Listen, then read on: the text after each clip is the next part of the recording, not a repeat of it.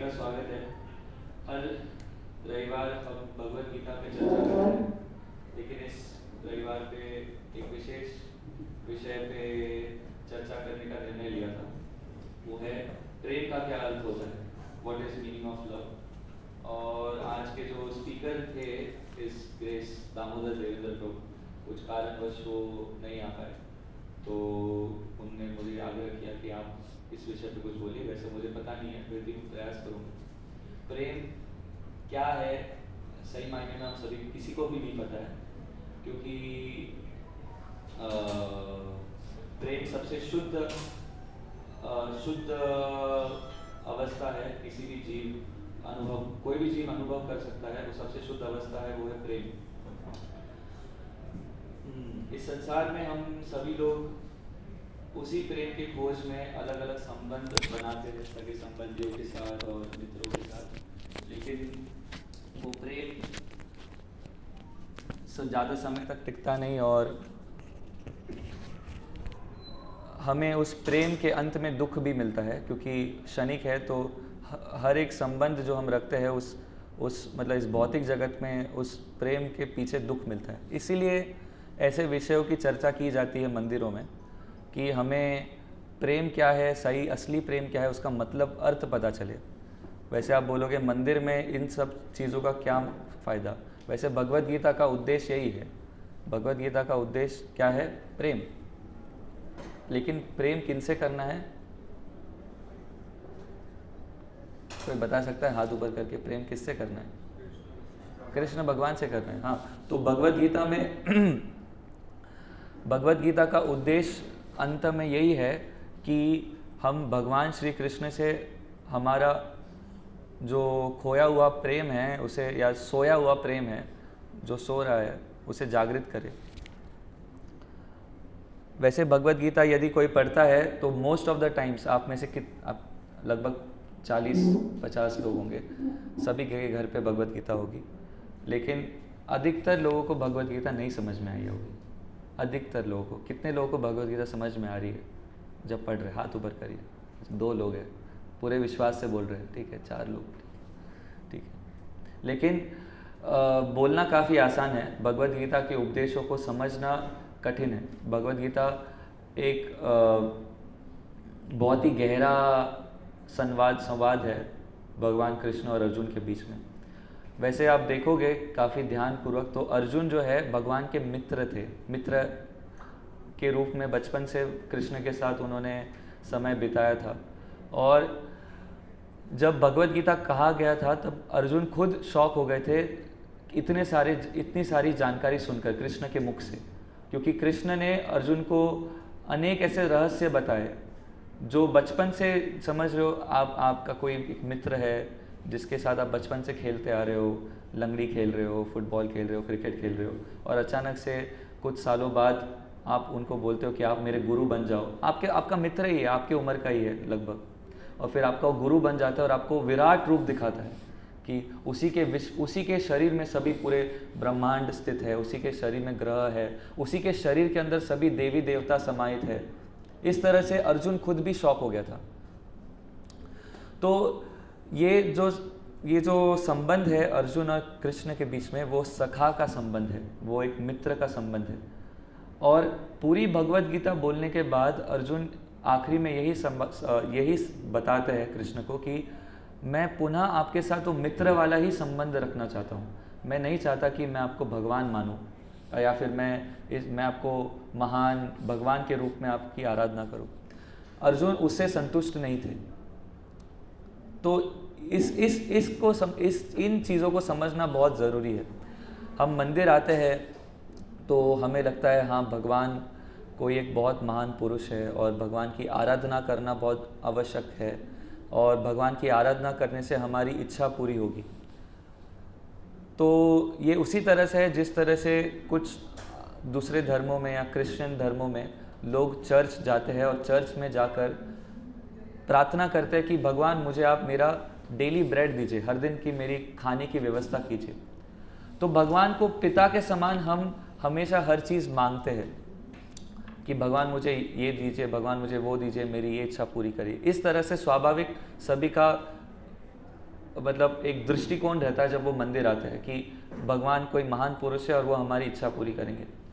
लेकिन भगवान अत्यधिक आनंद तब लेते हैं जब कोई एक भक्त आप ही के जैसे आप लोग सभी लोग भक्त हैं, आप जैसा भक्त वो आदर से परे भगवान से प्रेम के स्तर पे व्यवहार करता है। प्रेम के स्तर पे व्यवहार करना भगवान को अत्यधिक प्रिय है। प्रेम के स्तर पे व्यवहार करने के उदाहरण आप में से कुछ भक्तों को पता है, जैसे यशोदा माता है। माता यशोदा किस तरह से भगवान होते हुए भी माता यशोदा कृष्ण के साथ एक पुत्र के संबंध में व्यवहार करती है कि जिस तरह से ये भगवान कृष्ण भगवान नहीं है, एक पुत्र है। तो वो एक प्रेम का अनुभव माता यशोदा कर रही है। तो हर एक जीवात्मा जो है, आप सभी लोग जीवात्माएं हैं, तो हर एक जीवात्मा का कृष्ण के साथ एक संबंध होता है और वो संबंध 5 प्रकार के रसों में अनुभव किया जाता है। 5 प्रकार के रस होते हैं, शांत रस, दास्य रस, साख्य रस, वात्सल्य रस और माधुर्य रस। तो इन 5 प्रकार के रसों में से कोई एक रस में हमारा भी भगवान के साथ नित्य संबंध है। आप गुजराती हो, मराठी हो, हिंदू हो, मुस्लिम हो, पाकिस्तानी हो, चींटी हो, हाथी हो या पेड़ हो, पौधे हो, कुछ भी हो, हर एक जीवात्मा जो है इस भौतिक संसार में जो फंसी हुई है, इस संसार के चक्कर में, दुखमय जगह पे, हर एक संसार के जीवात्मा का भगवान के साथ नित्य संबंध होता है। तो भगवत गीता का उपदेश हमें धीरे धीरे उस नित्य संबंध को स्थापित करने का मार्गदर्शन देता है और भगवान ने उन उपदेशों में ये जागृत करने का प्रयास किया। अर्जुन को तो सब पता है। देखो, अर्जुन कृष्ण के निकट खड़े हैं, अर्जुन को कुछ प्राप्त करने की आवश्यकता नहीं है। अर्जुन को भगवत गीता उपदेश सुनने की आवश्यकता नहीं थी। भगवत गीता किसके लिए कहा गया है? हमारे लिए। भगवत गीता हमारे लिए है कि हम उन चीज़ों को ग्रहण करें। लेकिन हम इतने मूर्ख हैं कि हम भगवत गीता के संदेश को कोई साधारण लेखक के द्वारा दी गई ग्रंथ के समान ट्रीट करते हैं। ऐसा समझते हैं हाँ ये कोई साधारण पुस्तक है, जो कोई एक साधारण लेखक, आजकल बहुत सारे लेखक अनेक पुस्तक लिखते हैं ना, तो उस तरह से हम समझते हैं ये भी कोई एक साधारण पुस्तक है। लेकिन ऐसा नहीं है। ये वास्तविकता में हमारे जीवन का सबसे प्रमुख क्या कहते हैं, दवाई है। मतलब सबसे बड़ी दवाई है हमारी बीमारी के लिए। और ये ऐसी दवाई है जो जड़ से आपकी बीमारी को उखाड़ सकती है। अनेक डॉक्टर है संसार में और हर एक डॉक्टर जो है आपको दवाई देता है, लेकिन कोई भी डॉक्टर गारंटी नहीं देता कि आपके काम, लस्ट, क्रोध, एंगर, लोभ, मोह, इन सब से आपको छुटकारा देने का कोई डॉक्टर आपकी गारंटी देता है? कोई ऐसा दुनिया में डॉक्टर है जो आपको काम, क्रोध, लोभ, मोह, मद, मत्सर्य से आपको दवाई देगा? नहीं। लेकिन भगवान कृष्ण स्वयं ऐसी दवाई देते हैं भगवत गीता में। और ये एक ट्रीटमेंट की तरह भगवत गीता, जैसे भगवत गीता में, जैसे वापस बता रहा हूँ, अर्जुन को कोई आवश्यकता नहीं थी भगवत गीता सुनने की, फिर भी कृष्ण ने स्टेप बाय स्टेप 18 अध्यायों में स्टेप बाय स्टेप तरीकों से समझाया कैसे आप धीरे धीरे धीरे धीरे धीरे अपने चित्त को शुद्ध कर सकते हो। हमारा चित्त अभी बहुत ही मलिन है। इस चित्त में नाना प्रकार के जन्मों जन्मों से अनेक इच्छाओं से हमने खुद को बांध के रखा है। हम खुद बंधे हुए इन इच्छाओं से। आप कितना भी चाहो तो भी अकेले इन इच्छाओं से मुक्त नहीं हो सकते। और इच्छा का फल जब आता है तो हम और भी मोहित हो जाते हैं। कई बार ऐसे शास्त्रों में अनेक जगह पे उल्लेख किया गया है कि विद्वान व्यक्ति भी कई बार अपने पद से नीचे गिर सकता है। विद्वान व्यक्ति जिसको सभी शास्त्रों का ज्ञान है, वो शास्त्रों का ज्ञान होने वाला व्यक्ति भी कई बार अपने पद से नीचे गिर सकता है। इसीलिए ये जो भी ज्ञान है ये कभी भी अकेले नहीं पढ़ना संभव है, अकेले करना संभव नहीं। इसलिए संगठना, जैसे हम सभी लोग साथ में आए हैं, संस्था में हैं और सभी लोग साथ में भक्ति करने का प्रयास कर रहे हैं। तो भगवत गीता में उपदेश देने के बाद अर्जुन को अनुभव होता है कि कृष्ण भगवान है, लेकिन अर्जुन नहीं चाहता है कि वो संबंध भगवान का उनके साथ रहे, लाइक भगवत्ता का संबंध रहे। वो चाहते थे कि कृष्ण हमेशा मेरे सखा रहे। और आप भी सोचिए, यदि भगवान आपके मित्र बनेंगे या भगवान आपके सखा बनेंगे या आपके साथ आपका भगवान के साथ कोई माधुर्य रस है या भगवान आपके पुत्र बनेंगे, तो आप भगवान की सेवा अधिकतर कर सकते हो।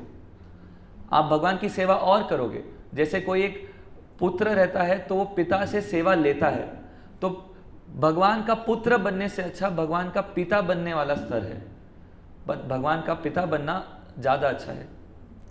तो ये जो संबंध है, ये भाव है, ये आपको हमारे गौड़ीय परंपरा में मिलता है। ये जो पूरी संस्था है इस्कॉन, स्वामी प्रभुपाद ने जो स्थापित किया है, ये एक गौड़ीय वैष्णव परंपरा है। ये संस्था कोई अभी मॉडर्न एज में स्थापित की गई संस्था नहीं है। ये एक बहुत ही पुरानी संस्था है, प्राचीन काल से आने वाली संस्था है, जो पहले से ही इस आत्म साक्षात्कार के ज्ञान को प्रचार करते हुए आ रही है। काफ़ी पुरानी संस्था है। संस्था यानी काफ़ी पुराना संदेश है। तो काफ़ी पुराना संदेश अभी एक आधुनिक तरीके से सभी को एकत्र करने के लिए स्थापित किया गया है कि सभी लोग एकत्र हो, भगवान का नाम कीर्तन हो, भगवान की सेवा हो।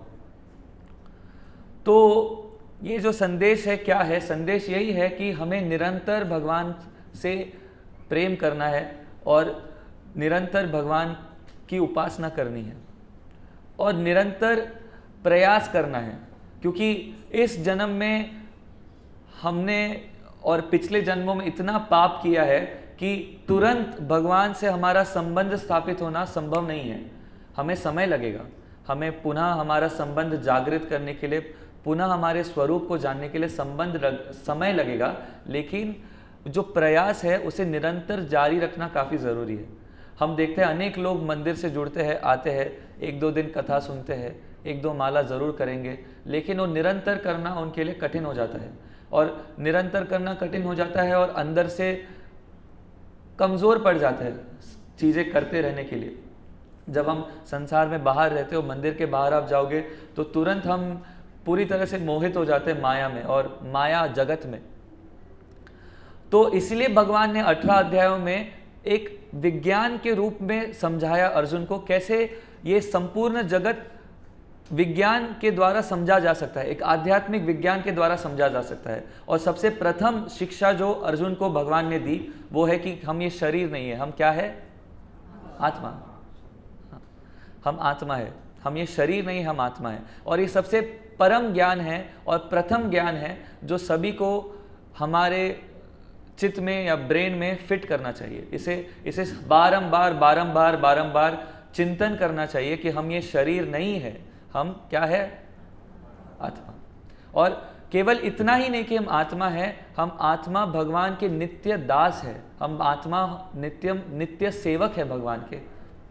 और समझो आप आत्मा हो, आप नित्य भगवान के सेवक हो, तो यदि ये आपका असली परिचय है तो आप आपके जीवन में खुद गौर से देख सकते हैं किस तरह से आप कितना सेवा सही मायने में भगवान का कर रहे हो। एक सेवक हमेशा, सेवक का कर्तव्य है अपनी मालिक की सेवा करना, और यदि वो सेवक अपनी मालिक की सेवा नहीं कर रहा है तो वो अच्छा सेवक नहीं है, सीधी सी बात है।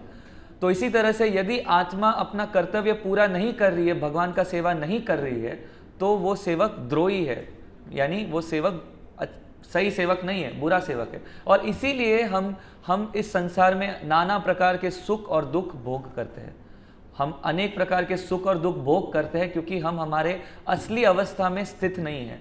हमने एक परछाई को सत्य माना है। ये जगत का तुलना परछाई से किया जाता है भगवत गीता में। भगवत गीता में भगवान बताते हैं कि ये पूरा जो भौतिक जगत है ये एक वट वृक्ष के परछाई के समान है, और ये परछाई को हमने सत्य माना है। और इस परछाई में हम जन्म लेते हैं, जन्म लेने के बाद आप जब आंखें खोलते हो, आपके माता पिता आपको अल्लुलुलु बोलते हैं और फिर आपको नाम देते हैं सोनी, टोनी, मोनी, और फिर आपका बर्थडे बनाया जाता है। हर बर्थडे में नया नया केक लाया जाता है, हर बर्थडे में कैंडल बढ़ते जाते हैं, कैंडल को फूंकना पड़ता है, काटा जाता है केक, और हर साल आप आतुर रहते हो मेरा बर्थडे कब आएगा, और फिर उसके बीच में अनेक चीज़ें खाते हो, पीते हो, अनेक एंटरटेनमेंट करते हो, बहुत कुछ। जीवन इतना जटिल है पूरा संसार कि हम फंस जाते हैं। जैसे एक छोटा सा कीड़ा है या फिर एक मक्खी है, और मकड़ी के जाल से गुजरने का प्रयास करती है और उसमें अटक जाती है। मकड़ी का जाल दिखता नहीं है उस कीड़े को, क्योंकि मकड़ी का जाल काफ़ी बारीक रहता है, लेकिन मकड़ी का जाल काफ़ी जटिल है। समझ रहे हो? मकड़ी का जाल काफ़ी इंट्रिकेट होता है। वो मक्खी घूमती रहती, उड़ती रहती, उसे मकड़ी के जाल के पीछे वाली दुनिया दिखती है, और वो मकड़ी के जाल से गुजरने का प्रयास करती है और मकड़ी के जाल में फंस जाती है। इसी तरह से हमें लगता है इस दुनिया में आनंद है और हम इधर भोग करेंगे और यहाँ पे हम खुश रहेंगे, इसलिए हम यहाँ पे हमारे अवस्था को और सुखमय बनाने का प्रयास करते हैं और आरामदायक जीवन जीने का प्रयास करते हैं। और क्या होता है? हम और भी फंसते जाते हैं, और भी फंसते जाते हैं, और भी फंसते जाते हैं। तो ये हमारी अवस्था है इस जीवात्मा की। इसलिए भगवान बारंबार कुछ साधुओं को भेजते हैं, जैसे स्वामी प्रभुपाद को भेजा, अनेक आचार्यों को भेजा, चैतन्य महाप्रभु स्वयं आए।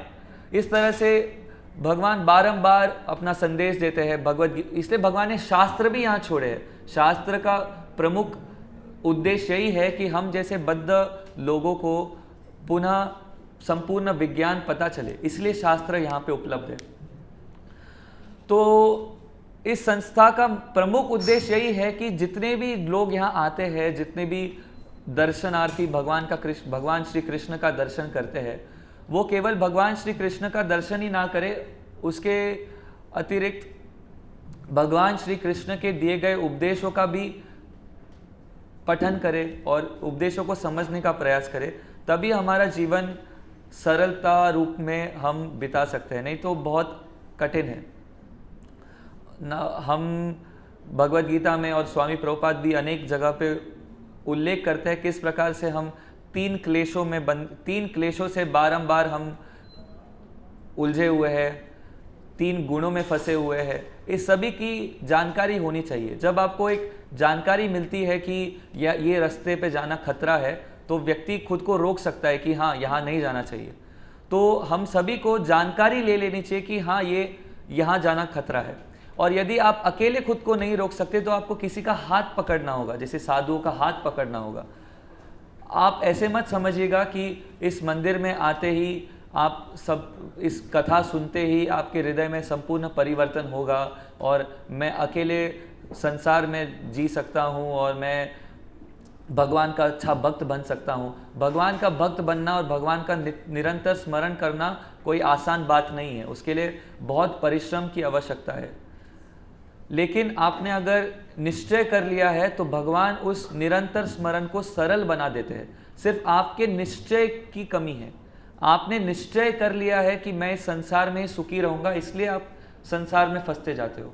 लेकिन यदि आप निश्चय करेंगे कि मुझे भगवान का भक्त बनना है, तो भगवान आपके लिए ये जो भगवान के भक्त बनने की पद्धति है, इसको भी सरल बना सकते हैं।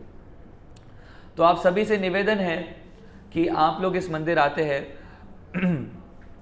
आप में से कई लोग माला करते होंगे, कई लोग माला नहीं करते होंगे, लेकिन ये मंदिर में जो परंपरा से ज्ञान आता है, जैसे माला करने की विधि, अनेक लोग आते हैं मंदिर में और हम बताते हैं उन्हें माला करिए। अनेक लोग हमसे जुड़ते हैं, हम बताते हैं उन्हें माला करिए, लेकिन उन्हें लगता है कि नहीं, माला क्यों करना है, हम तो बिना माला के भी जी सकते हैं, बिना माला किए भी हरे कृष्ण महामंत्र जप कर सकते हैं। कृष्ण तो मेरे हृदय में बसे हुए हैं, मैं कृष्ण का नाम हमेशा जपता रहता हूँ दिन रात। ऐसे लोग डायलॉग मारते हैं सिर्फ कि मैं कृष्ण का दिन रात स्मरण करता हूँ।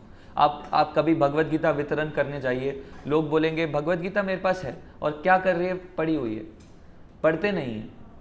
हमारे पास सब कुछ है, क्षमता है, समय है, लेकिन हमने कर लिया है कि हम इस संसार में सुखी रहने का प्रयास करेंगे। अनेक लोग मंदिर आते हैं और उनको पता है कि भगवान ने कहा है कि सर्वधर्मान परित्यज्य, सब कुछ छोड़कर मेरे शरण में आओ।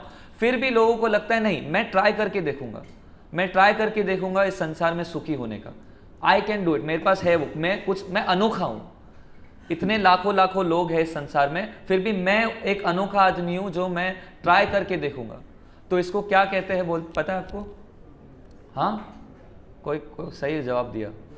हाँ, नहीं, अहंकार। किसी ने अहंकार कहा था क्या? नहीं, अहंकार। अहंकार विमूढ़ात्मा कर्ता हम इति मन्यते। भगवद गीता में भगवान बताते हैं कि प्रकृति की क्रियमानानि गुणैः कर्माणि सर्वशः अहंकार विमूढ़ात्मा कर्ता हम इति मन्यते। अहंकार के कारण व्यक्ति सोचता है कि मैं जो कर रहा हूं वो सही है, मैं कर सकता हूं, मेरे में वो क्षमता है कुछ करके दिखाने का। पापा कहते हैं बड़ा काम करेगा बेटा हमारा, नाम करेगा बेटा हमारा, ऐसा काम करेगा, और बेटे को भी लगता है हाँ मैं करके दिखाऊंगा।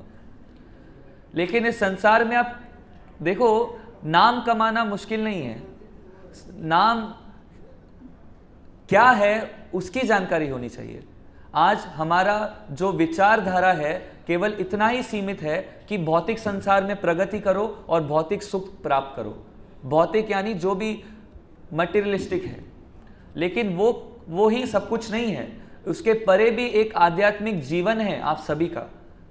भारत में लगभग 80% 100% लोगों को भारत में पता है कि हम आत्मा हैं।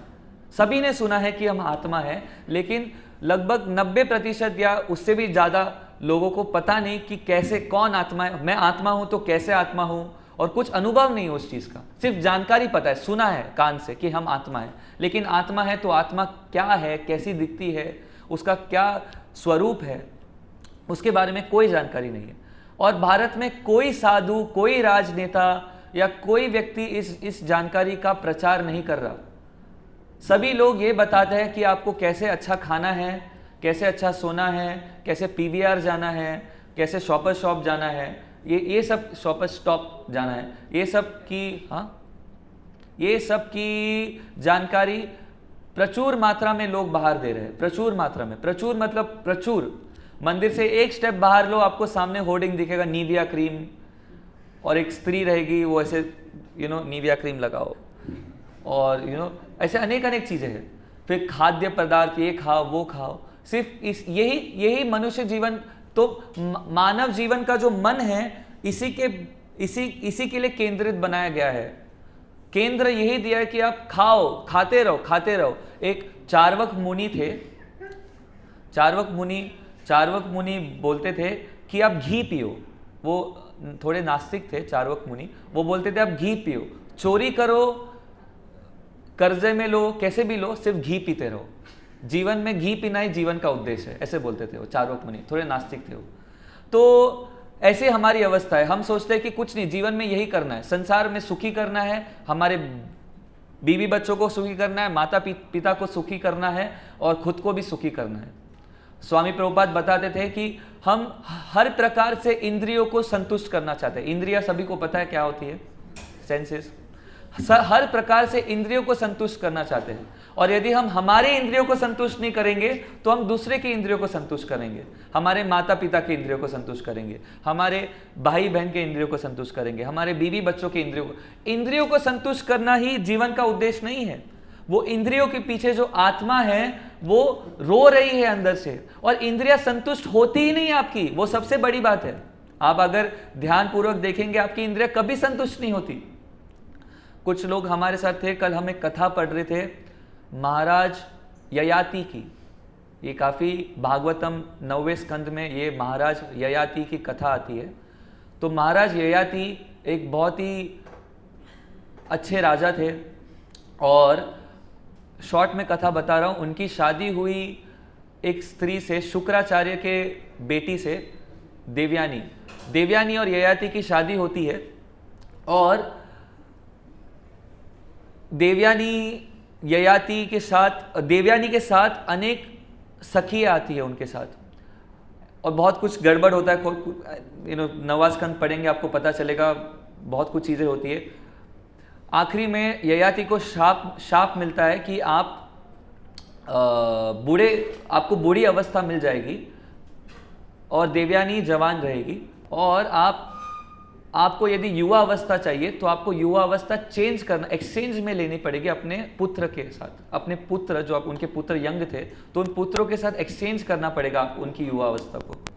तो इसीलिए ययाति महाराज ने अपने पुत्र, जो सबसे छोटे पुत्र थे पुरु, उनसे अपनी युवा अवस्था एक्सचेंज में की, और फिर भी हजारों साल तक वो और देवयानी अनेक जगहों पे जाते थे, मरीन लाइन्स और जू बीच, टू एन्जॉय लाइफ। आजकल हम देखते हैं ना, लोग girlfriend boyfriend they go around the world. तो उस तरह से ययाति महाराज और देवयानी अनेक जगहों पे गए, बट फिर भी ययाति महाराज संतुष्ट नहीं हुए। हजारों साल बाद उनको फिर अंदर से शर्म आने लगी कि मैंने इतना सब कुछ कर लिया, जो स्वर्ग का सुख प्राप्त होते हुए भी मैं संतुष्ट नहीं हुआ। तो इसी तरह से हमारी अवस्था भी है। हमें लगता है कि हम अभी कोई नहीं देख रहा, थोड़ा सा कुछ खा लेता हूँ, थोड़ा सा मैं मैकडॉनल्ड्स चला जाऊँगा, आज अंधेरी स्टेशन पे तो है, कोने में है, मंदिर जाने से पहले एक बर्गर खा लूँगा, फिर मंदिर में प्रसाद तो मिलता ही है वैसे भी। तो ऐसे हम सोच के निकलेंगे तो हमारी इंद्रिय कभी संतुष्ट नहीं होगी, हम कभी भी हमारे खुद के ऊपर संयम नहीं ला पाएंगे। और मैं तो ये ऊपर की बात बता रहा हूँ, खाने पीने की। उसके अलावा सबसे कठिन परिश्रम होता है मन को संयम में लाना। मन भी हमारा बहुत ही विचलित है और मन में अधिकतर हम पाप करते हैं, अधिकतर पाप हमारे मन में होते हैं। और कलयुग में एक अच्छा गुण है, कलयुग में मन का पाप को क्षमा किया गया है, क्योंकि मन में लोग इतना पाप करते हैं कि कलयुग में अगर मन के पाप को गिनती की जाती तो कोई इस जगत में रहता नहीं, वो सभी लोग नरक चले जाते। तो कलयुग में मन के पाप को क्षमा किया गया है, बट इसका मतलब ये नहीं कि हम मन में पाप करते रहे। और वो जो मन में आप पाप करते रहोगे वो मन का पाप फिर बाहर आता है, वो इंद्रियों के द्वारा व्यक्त किया जाता है। तो व्यक्ति को चाहिए कि वो मन और इंद्रिय दोनों को संयम ले आए, और मन और इंद्रियों को संयम करने के लिए परंपरावत ये जो ज्ञान आता है महामंत्र जप करने का, इसीलिए आता है कि इस महामंत्र के द्वारा आप अपने मन को संयमित कर सकते हो। चैतन्य चरितामृत में बोलते हैं, आत्मेंद्रिय प्रीति इच्छा तार नाम काम, कृष्ण इंद्रिय प्रीति इच्छा धरे प्रेम नाम। जो आत्म इंद्रिया यानी खुद के इंद्रियों की इच्छा पूरी करना चाहता है, खुद के इंद्रियों को संतुष्ट करना चाहता है, उसे काम कहते हैं, काम वासना कहते हैं। और जो कृष्ण के इंद्रियों को संतुष्ट करना चाहता है उसे धरे प्रेम नाम, उसे प्रेम कहते हैं।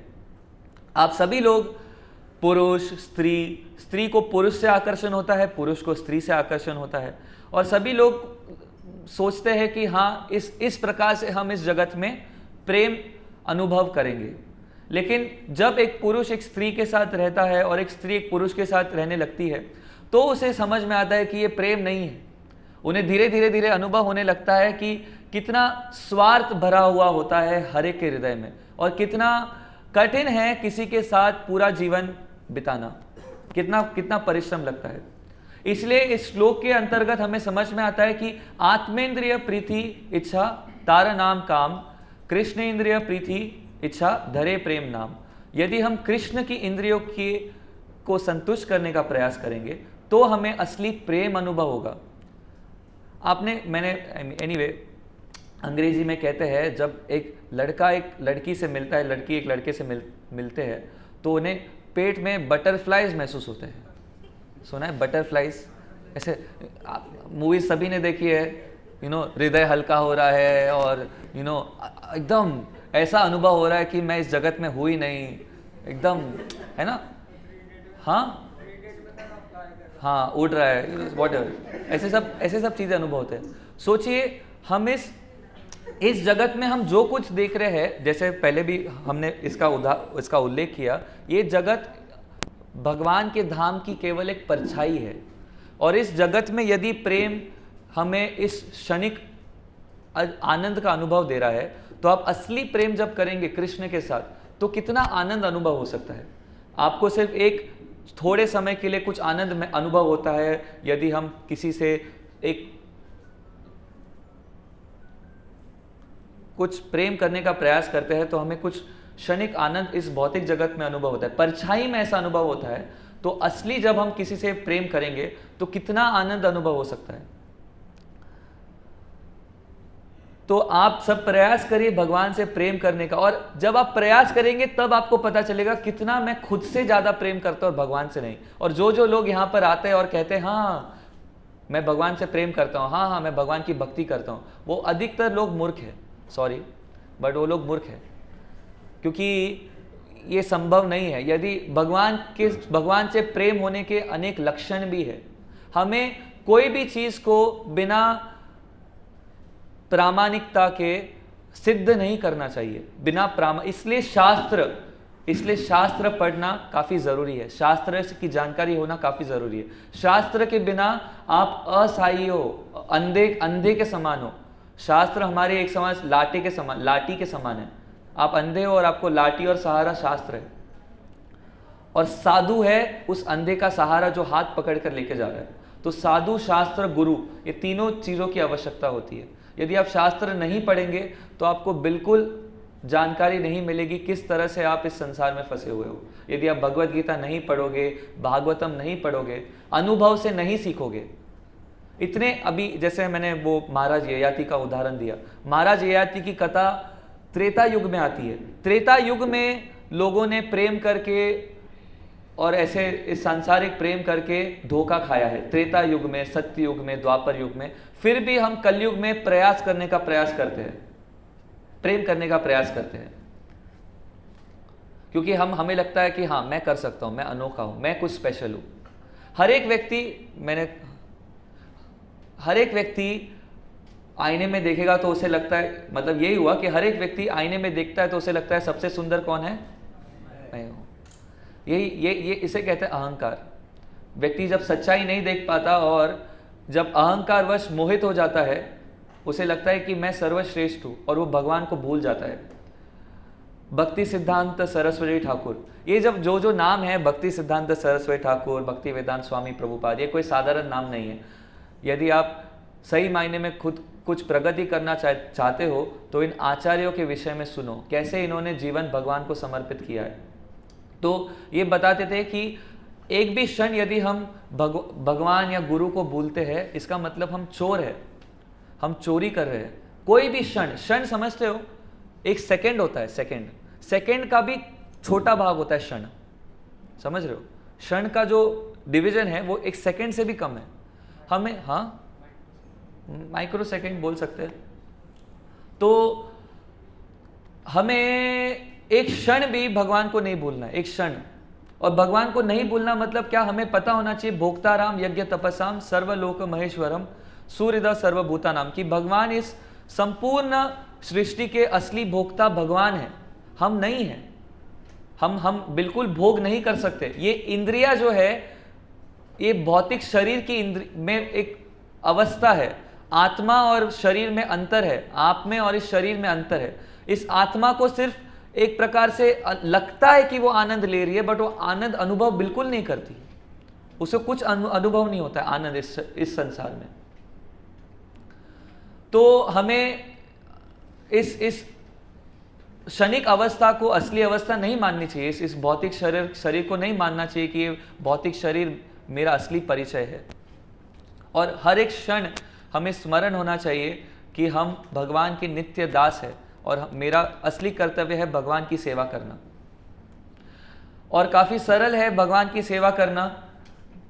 अम्बरीश महाराज के उदाहरण से, अम्बरीश महाराज ने सभी इंद्रियों को भगवान की सेवा में लगाया। वो पैरों से भगवान के मंदिर जाते थे, हाथों से भगवान के मंदिर में सफाई करेंगे या कुछ सेवा करेंगे, आंखों से भगवान के विग्रह का दर्शन करेंगे, जीभ से भगवान का नाम उच्चारण करेंगे, कान से भगवान की कथा सुनेंगे। इतना ही करेंगे, इसके अलावा कुछ नहीं करेंगे। ऐसे नहीं कि पैरों से मंदिर गए, फिर मंदिर के बाद जू बीच गए, फिर जू बीच के बाद और किधर चले गए, ऐसे नहीं।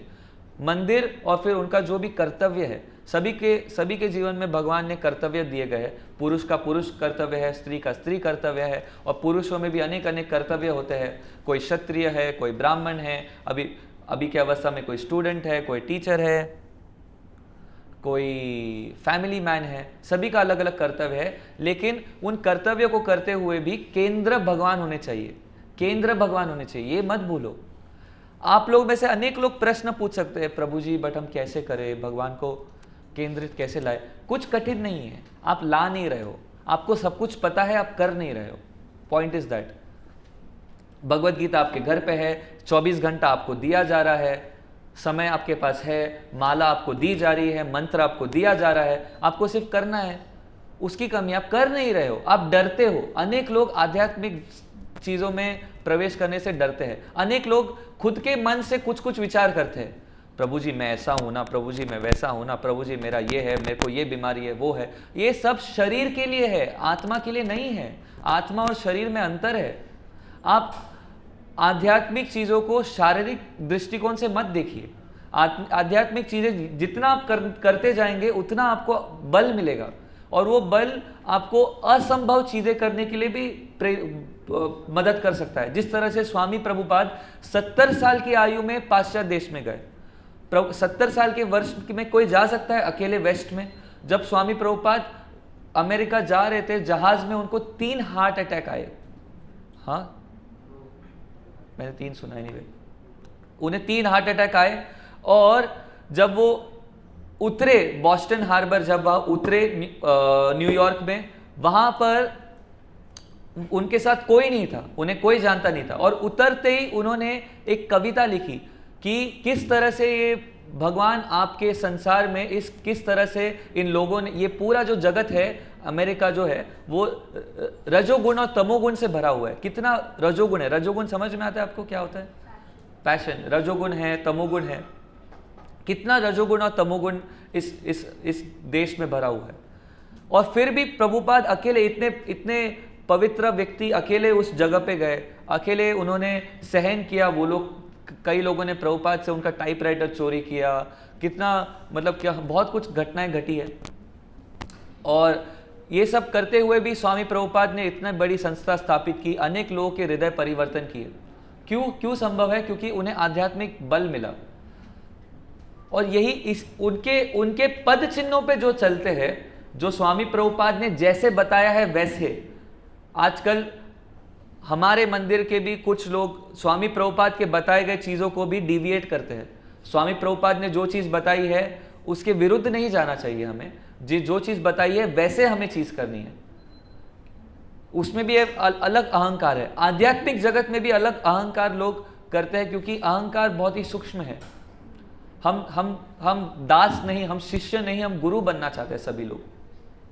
तो यदि हम स्वामी प्रभुपाद के पद चिन्हों पे जो शिष्य चले, वो अभी भी उदाहरण में दिखा रहे किस तरह से वो भी अभी प्रचार कर रहे हैं। अनेक विदेशी भक्त, चाइना, जापान, अनेक देशों में वो लोग इतने शिष्य बना रहे हैं। तो काफ़ी सरल प्रोसेस है। आप लोग मंदिर आते हो, बहुत अच्छी बात है। मंदिर आते हो, भगवान के दर्शन करने के लिए आते हो, फिर क्लासेस आते हो, कुछ सुनने के लिए आते हो, कुछ जानकारी लेने के लिए आते हो भगवान के विषय में। तो जानकारी उपलब्ध है। स्वामी प्रभुपाद कभी भी भगवान के कथा में इतना जोर नहीं देते थे। कभी भी वो प्रवचन देते थे तो ये नहीं बोलते थे कृष्ण ने ये किया, कृष्ण ने माखन चोरी किया, कृष्ण ने गोपियों के साथ रास लीला किया। नहीं, वो जोर देते थे ये बताने के लिए कि आप ये शरीर नहीं हो, आप आत्मा हो। इसको पहले याद रखो, इसको याद रखो, फिर धीरे धीरे आपको समझ में आ जाएगा। कृष्ण की कथा तो सुनते रहोगे आप। कृष्ण खुद आपको कथा का स्मरण कराएंगे। जितना आप भगवान का नाम जप करेंगे उतना आपके सामने भगवान कृष्ण की संपूर्ण लीला प्रकट हो सकती है। लेकिन हमें भगवान का नाम जप करना जरूरी है डेली। ठीक है, तो बहुत सरल तरीका है। यदि आप प्रेम अनुभव करना चाहते हैं, यदि आप असली प्रेम अनुभव करना चाहते हैं, यदि आप खुद धोखा खाना चाहते हैं और दूसरों को भी धोखा देना चाहते हैं। देखो, आप में से अनेक लोग यहाँ आए हो, इसका मतलब हृदय में कुछ तो शुद्ध विचार है, नहीं तो लोग मंदिर नहीं आते। एक नास्तिक व्यक्ति या एक क्रूर व्यक्ति मंदिर नहीं आता। आप कुछ तो लोगों के लिए अच्छा करना चाहते हो, कुछ तो भला करना चाहते हो, इसलिए आप मंदिर आए हो।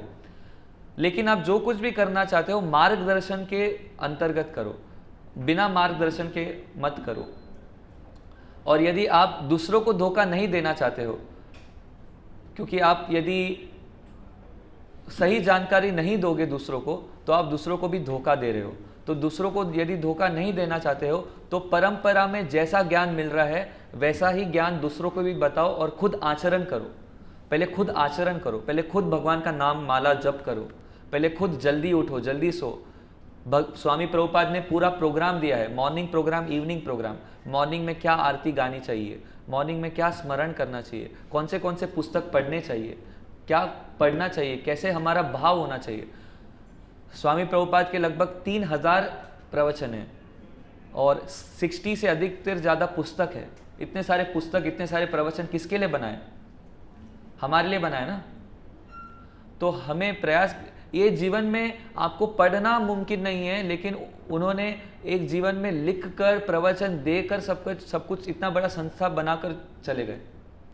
आपको एक जीवन में पढ़ना संभव, और पढ़ना संभव भी है, लेकिन आपने खुद को इस तरह से ढाल दिया है कि आप कुछ करना ही नहीं चाहते। मंद हो गए हम लोग सब, मंद बोलते ना कभी लोग। हाँ। मतलब बुद्धि होते हुए भी बंद हो आप। बुद्धि सबके पास है, यहाँ पे ऐसा कोई नहीं है जो, मेरे चेहरे से तो सभी लोग वेल एजुकेटेड है, बुद्धिमान है, अच्छे घर से आए हैं, फिर भी मंद की तरह बिहेव करते हैं अनेक लोग, एकदम डल ब्रेन्ड, एकदम डल माइंडेड। तो हमें डल माइंडेड नहीं होना है, एक्टिव होना है। तमोगुण बोलते हैं उसे, तमोगुण। जब तमोगुण प्रभावित होता है तो हमारा डल हो जाते हैं ब्रेन, और हम लोग खुद डल हो जाते हैं। तो हमें धीरे धीरे सत्व गुण में आना है। क्लेanलीनेस, स्वच्छता होनी चाहिए जीवन में, तपस्या करनी चाहिए जीवन में। कब खाना है, कब नहीं खाना है, कब सोना है, कैसे सोना है, कब उठना है, कब उठना है। तो ये सब जानकारी होनी चाहिए। ठीक है, तो बहुत बहुत धन्यवाद। अभी आप कुछ प्रश्न पूछ सकते हैं, पूछने चाहिए। प्रश्न पूछने से कुछ क्लैरिफिकेशन मिलेगा। किसी के कोई प्रश्न है तो प्रश्न है, या कोई कुछ बोलना चाहता है, कमेंट करना चाहता है, कोई भी प्रश्न आत्मा के विषय में या ओके, ग्रेट।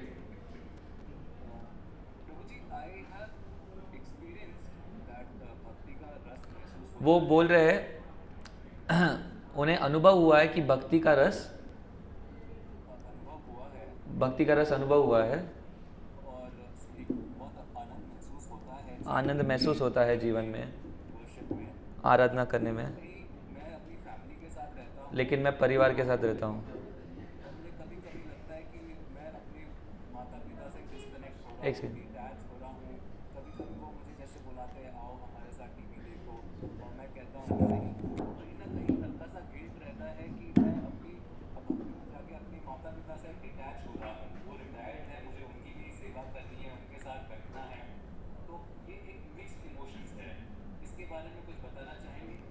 तो प्रभु जी का अच्छा, काफ़ी सुंदर प्रश्न है।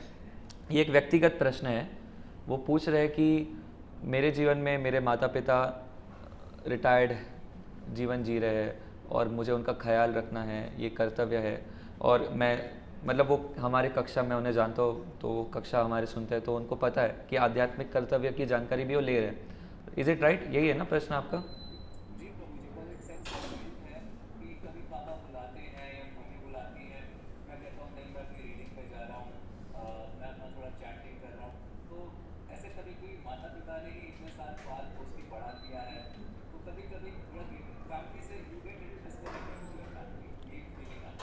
तो ये कह रहे हैं कि हम कभी कभी डिस्कनेक्टेड हो जाते हैं परिवार से, और गिल्ट महसूस होता है कि हमारे माता पिता ने इतना कुछ किया है।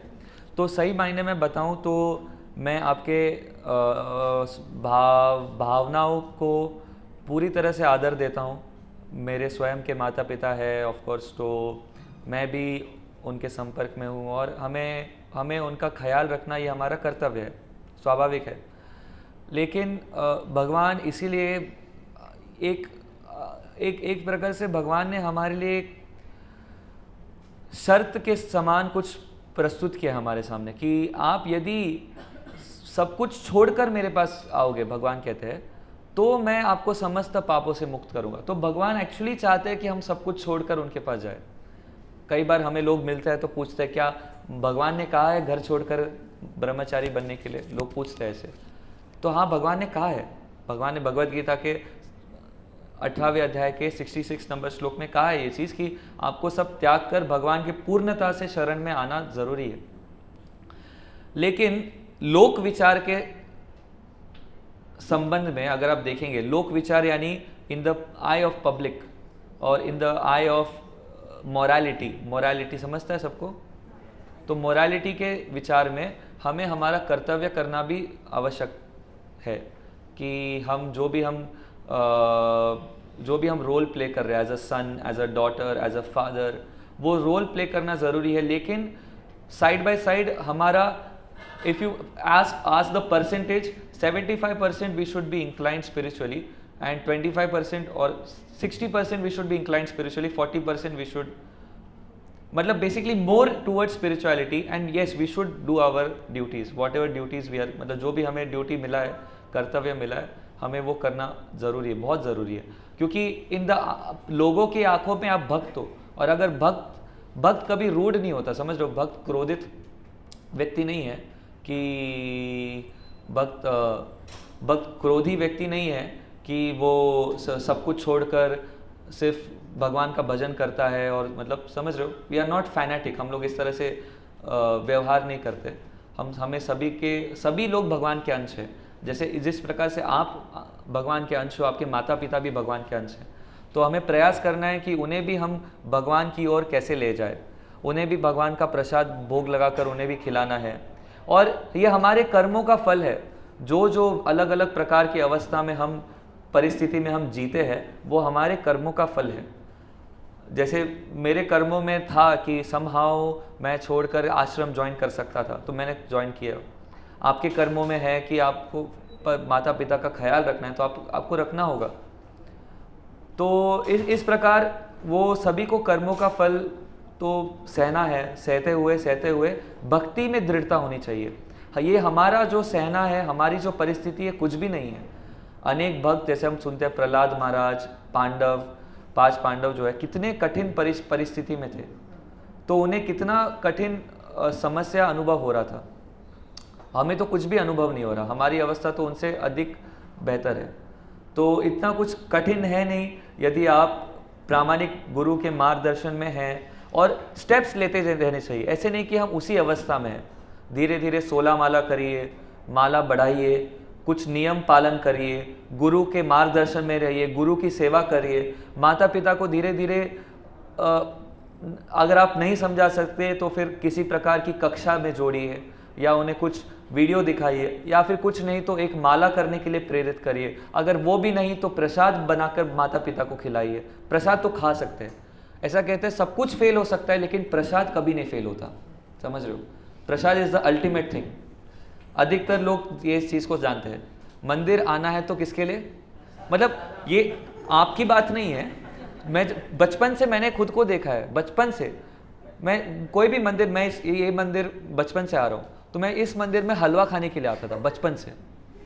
मंदिर में मतलब मेरी माता भी आएगी इस मंदिर में, तो मैं कहता था आते वक्त तो हलवा लेके आइए। तो प्रसाद से एक प्रकार से एक लगाव होता है। भारत में कुछ तो ऐसे भावुकता है, लोगों को लगा होता है प्रसाद समथिंग, कुछ तो है, प्रसाद दिव्य है, कुछ तो स्पेशल, तो प्रसाद खिलाएंगे तो वो भी उनके लिए काफ़ी लाभदायक है। तो प्रसाद भी खिलाना है, मतलब प्रसाद भी कैसे खिलाना है वो विधि पता होनी चाहिए। प्रसाद कैसे होता है, प्रसाद मतलब कुछ भी भगवान के ऐसे सामने रख दिया तो प्रसाद नहीं बनता, और कुछ भी नहीं रखना चाहिए। भगवान क्या खाते हैं वही चीज़ रखनी चाहिए। तो वो सब प्रॉपर फॉलो करेंगे तो उनका भी फायदा होगा, और आपको भी गिल्ट महसूस नहीं होगा, क्योंकि आप उनको आध्यात्मिक प्रगति करा रहे हो, ठीक है प्रभु। ओके प्रभु, हरे कृष्ण। ओके, और किसी का कोई प्रश्न बोलिए।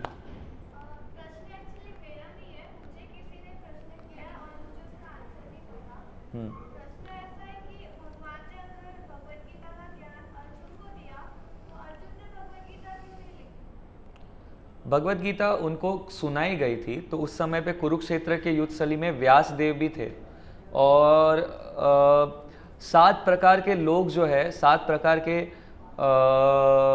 सुपर ह्यूमन बोल सकते हैं उनको, अति शक्तिमान पुरुष, अति शक्तिमान व्यक्ति, हमेशा हर चीज़ को सुनते हैं, हर चीज़ को देखते हैं। जैसे वायु है, सूर्यदेव है, और चित्रगुप्त है, ऐसे 7 प्रकार के लोग हैं, वो हमेशा सभी चीज़ को देखते रहते। तो इसीलिए, और अर्जुन को आवश्यक नहीं था, अर्जुन एक क्षत्रिय है, तो वो कोई संत या ब्राह्मण या कोई साधु नहीं थे कि उन्हें ग्रंथ लिखने की आवश्यकता थी। और उस समय पे हमारे जैसे लोग नहीं थे कि कोई बड़ा पाव वाला भी एक पुस्तक लिखने लग गया और फिर वो उसका पुस्तक प्रसिद्ध हो गया और उसका भी नाम हो गया। उस समय पे ब्राह्मण का कर्तव्य करता था, क्षत्रिय का कर्तव्य करता था, शूद्र का, वैश्य का। ये प्रॉपर सिस्टम था। अभी हमारी समस्या इस दुनिया में ये भी एक समस्या है कि हम हमारा कर्तव्य जानते भी नहीं और कर्तव्य कर भी नहीं रहे। ब्राह्मण ब्राह्मण का कर्तव्य नहीं कर रहा है, ब्राह्मण जन्म से ब्राह्मण नहीं होता है, ब्राह्मण कर्तव्य से, कार्य से ब्राह्मण होता है। तो ये सब चीज़ें हम नहीं कर रहे हैं करने के कारण। तो एनीवे अर्जुन को आवश्यकता नहीं था। और कई बार आपको ऐसे लोग उठ पटांग प्रश्न पूछ सकते हैं, बहुत सारे लोग। आपको जिस दिन आपने तिलक पहनना शुरू किया उस दिन समझो लोग आप पे अटैक करने वाले, अनेक प्रकार के लोग अटैक करेंगे। पहले तो होंगे आपके माता पिता, भाई बहन, और उसके बाद आपके दोस्त लोग, फिर उसके बाद रास्ते पे चलने वाला कोई और लोग पूछेंगे। मेरे साथ भी मेरे समय पे मतलब मैं जब शुरू किया तो मैं कॉलेज भी जाता था तो मैं धोती कुर्ता तिलक में जाने लगा। मैं यही भवंस कॉलेज में था अंधेरी में, कुछ लोगों को पता हो तो पूरा कॉलेज कितने लोगों को भवंस कॉलेज पता है? Okay, most of you, some of you know. तो कैसे, मतलब नॉर्मली कॉलेज जैसा जगह है। कॉलेज क्या होता है सब टाइम पास। तो वहाँ पे लोग शॉक हो गए क्योंकि अचानक से किसी व्यक्ति को इतना बदल धोती कुर्ता तिलक और देखकर, कंठी माला देखकर वो लोग शॉक हो गए। फिर भी मैं जाता था तो चैतन्य महाप्रभु यही कहते हैं कि जारे दाको तारे कहो कृष्ण उपदेश। यदि आपको नहीं पता है कोई जवाब तो आप उनको कह सकते हो कि मैं पूछ के बता सकती हूँ ऐसे कुछ। लेकिन आपको कभी भी डरना नहीं चाहिए लोगों से। कभी भी आपको साहस बनाते हुए जो आपने सिद्धांत को पकड़ के रखा है उस सिद्धांत को पकड़ के आपको प्रस्तुत करना है। आप लोगों का मदद कर रहे हो। जब आप भक्ति का प्रचार कर रहे हो, तिलक लगा रहे हो, तो आप लोगों का मदद कर रहे हो। अगर ऐसे शास्त्र में उल्लेख किया गया है कि यदि कोई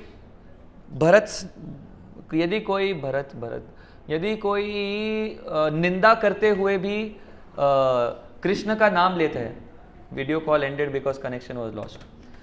यदि कोई कृष्ण का निंदा करते हुए भी नाम लेते हैं, यार ये क्या, ये हरे कृष्णा वाले दिन भर हरे कृष्णा कर, इस तरह से भी यदि कोई नाम लेता है फिर भी वो कृष्ण नाम पुकारने का उनको फायदा होता है। समझ रहे हो? तो कृष्ण का नाम इतना दिव्य है कि कोई किसी भी मूड में ले उसको फायदा होता है, जरूरी नहीं। तो हाँ, और एक चीज, अनेक लोगों को लगता है मैं ऐसे पैर फोल्ड करूंगा, ऐसे स्ट्रेट बैठूंगा, फिर माला इधर पकड़ूंगा, फिर जप करूंगा। ऐसा नहीं होता है। तो ऐसे मत समझो। कुछ लोग हैं हमारे बीच, लोग बोले थे मुझे कि मैं बैठ के ही 16 माला जब काउंट करता हूँ। मैं बैठूंगा तभी मैं 16 माला काउंट करूंगा, नहीं तो काउंट ही नहीं करूंगा।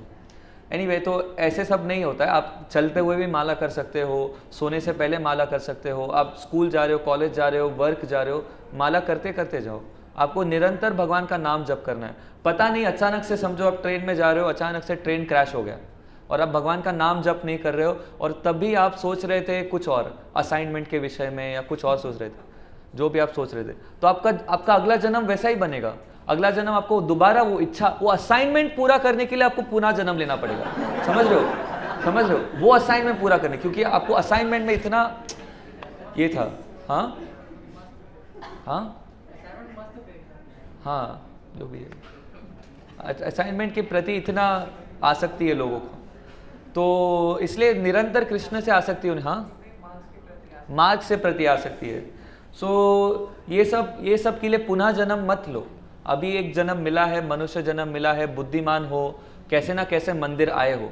देखो, मैं हलवा खाते खाते मंदिर आ गया, ठीक है? आप लोग भी किसी ना किसी प्रकार से कैसे ना कैसे मंदिर आए होगे। कोई दुख के कारण आया है, कोई गलती से आया है, कोई इतना बड़ा मंदिर है देखकर आया है। क्यों? किसी ना किसी कारण से मंदिर आया है। व्यक्तिगत विचार करना छोड़ दो। फिलहाल खुद के शरीर के बारे में सोचना छोड़ दो। आत्मा के कल्याण के विषय में सोचो और भगवान का नाम जप करो और कुछ मत करो, और आप देखो आपका जीवन कितना अच्छा सुगम बनेगा, कितना सरल बनेगा। ठीक है? ठीक है? कोई भी बोलता है माता पिता का सेवा कर दोगे तो भगवान लाभ हो जाएगा, भगवान आपसे प्रसन्न हो जाएगा। इनका प्रश्न है कोई, तो ये कोई पे नहीं सुनना है हमें। इनका प्रश्न है कि कोई बोलता है कि माता पिता का सेवा करोगे तो भगवान प्रसन्न होंगे। तो ये कोई भी चीज हम शास्त्र को, इसलिए शास्त्र पढ़ना जरूरी है। लोग आपको कल उठ के कुछ भी बोलेंगे, शास्त्र एक समान हमारा लॉ बुक है। इसमें से जो चीज अगर कोई बोलता है तो उसे माना जाता है, उस पर हम विचार कर सकते हैं। तो कोई क्या बोलता है, कोई क्या नहीं बोलता है, उसके विषय पे हमें चर्चा नहीं करनी है। ठीक है? माता पिता का सेवा करना हम भी कर्तव्य मानते हैं, लेकिन माता पिता का सेवा कैसे करना है वो हम सिखाते हैं। माता पिता का सेवा करना मतलब उन्हें पेरिस लेके जाना, इटली लेके जाना, दुबई लेके जाना, वो सब कर्तव्य नहीं है माता पिता को, ठीक है। मायापुर लेके जा सकते, ये मायापुर से ही है जो पूछ रहा है प्रश्न। आप माता पिता को मायापुर, वृंदावन, ऐसे धाम की यात्रा सभी को घूमने की इच्छा होती है, तो माता पिता को वृंदावन ले जाओ, तिरुपति बालाजी ले जाओ, मायापुर ले जाओ, ये सब करना चाहिए। आप खुद को भी आपको भी दर्शन मिलेगा, माता पिता के भी दर्शन हो जाएंगे, ये ज़रूरी है, ठीक है। और कोई प्रश्न किसी के?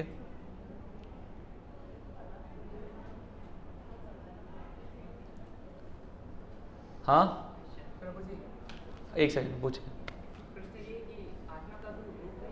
आत्मा का कोई रूप है और आत्मा जब एक शरीर से दूसरे शरीर में जाता है, ट्रांसफर होता है, तो उसका आकार बदलता है शरीर के हिसाब से। हाँ, तो आत्मा का कोई रूप, आत्मा का रूप है, लेकिन आत्मा का इस भौतिक जगत में जो तुलना दी गई है वो एक केस के कण के समान दी गई। जब एक केस है, एक केस है, केस, वो केस का जो कण है, यदि उसके हम 100 भाग करेंगे, एक छोटा सा कण, समझ रहे हो, कोना, एक केस के कोने के 100 भाग करेंगे और फिर उस एक भाग का और 100 भाग करेंगे, उतना साइज आत्मा का है।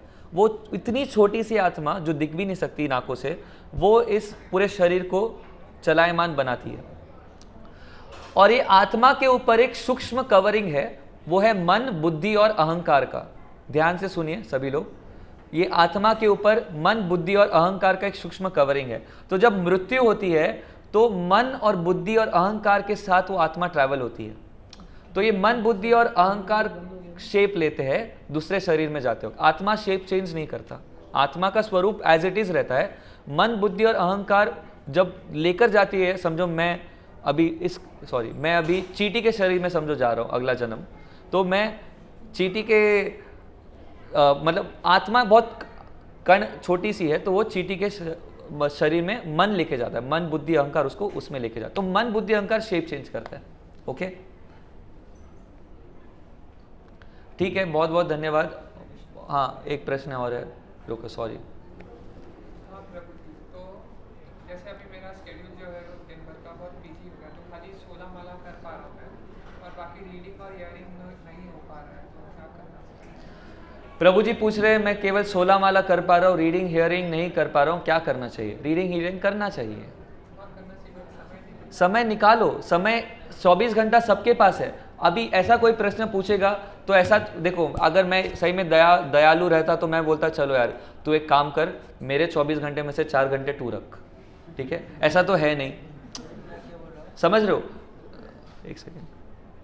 तो मैं व्यक्तिगत हम कहाँ समय खा रहे हैं वो आप सभी को पता है।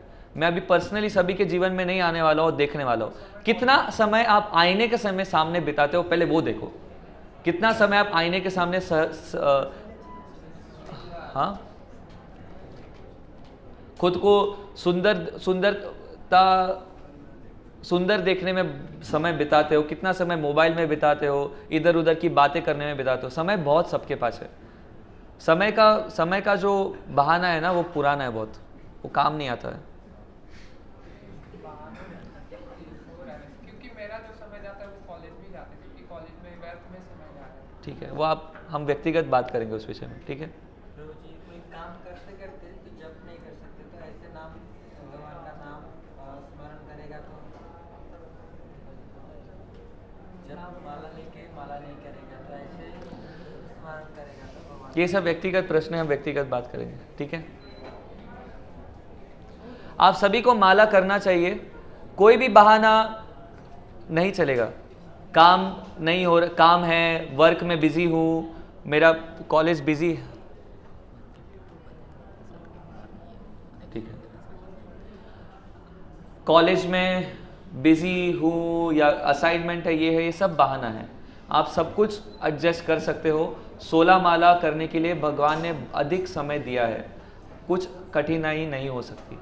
तो आप बहाना ना दीजिए, आप सभी को भगवान का माला करना अनिवार्य है यदि आप भगवान के प्रति अपना प्रेम जागृत करना चाहते हो, भगवान से प्रेम करना चाहते हो तो, ठीक है।